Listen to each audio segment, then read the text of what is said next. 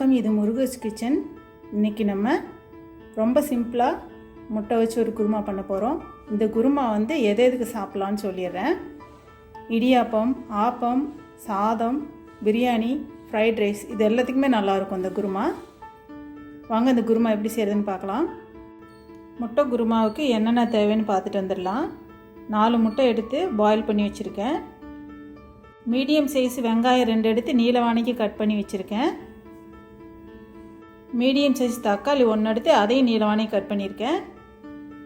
அரைக்கிறதுக்கு 1 ஸ்பூன் சோம்பு, 3 பச்சை மிளகாய், 1/4 கப்பு தேங்காய் எடுத்திருக்கேன். தாளிக்கிறதுக்கு 1/2 ஸ்பூன் சோம்பு, 2 பட்டை, நல்லெண்ணெய் 2 ஸ்பூன், கொஞ்சம் கருவேப்பிலை, 1/2 ஸ்பூன் மஞ்சத்தூள். வாங்க இந்த குருமா எப்படி செய்யுதுன்னு பார்க்கலாம். இதுக்கு நான் ஃபஸ்ட்டு தேங்காயை அரைச்சி எடுத்துகிட்டு வந்துடுறேன். தேங்காய், பச்சை மிளகாயை ஒடிச்சு போட்டுக்கிறேன், சோம்பு போட்டுக்கிறேன். இதை நல்லா நைஸாக அரைச்சி எடுத்துகிட்டு வந்துடுறேன்.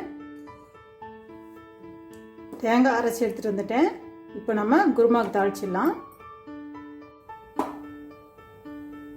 எண்ணெய் ஊற்றிக்கிறேன். சோம்பு பட்டையும் போட்டுக்கிறேன், கருவேப்பிலை போட்டுக்கிறேன்.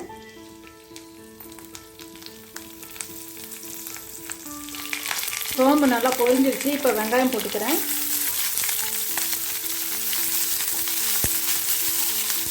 ஸ்டவ்வை மீடியம் ஃப்ளேமில் வச்சுக்கோங்க. வெங்காயம் ரொம்ப வதங்க வேண்டாம், கால்வாசி வதங்கினா போதும். இப்போ நம்ம தக்காளி போட்டுக்கலாம்.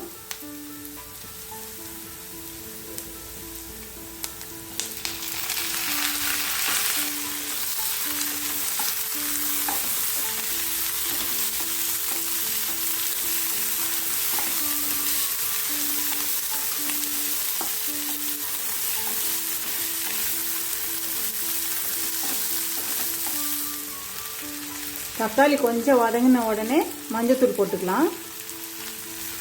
இது எல்லாம் சேர்த்து கிண்டி விட்டுடுங்க.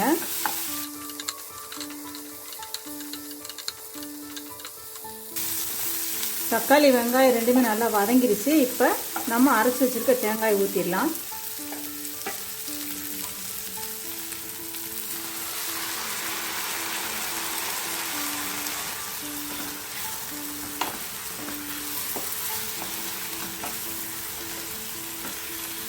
இந்த குருமா சீக்கிரமாக ஆயிருங்க.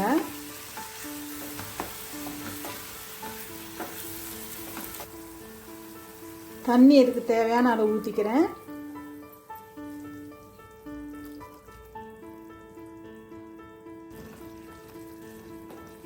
ரொம்ப தண்ணி ஊற்றிடாதீங்க. இந்த மாதிரி தொக்கு மாதிரி வர அளவுக்கு ஊற்றிக்கோங்க. இந்த குருமாவுக்கு தேவையான அளவு உப்பு போட்டுக்கிறேன்.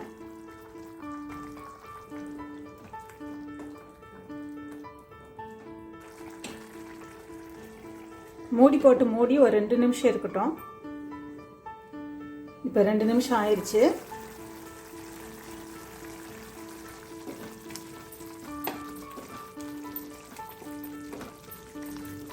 இந்த ஸ்டேஜில் நம்ம வேக வச்சு வச்சுருக்க முட்டையை சேர்த்துடலாம். முட்டையை இந்த மாதிரி 2 கட் பண்ணி வச்சுக்கோங்க.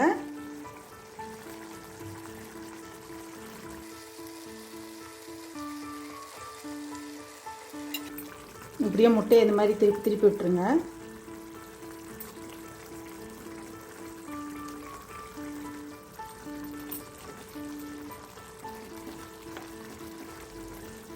அப்படியே 2 நிமிஷம் வேகட்டும்.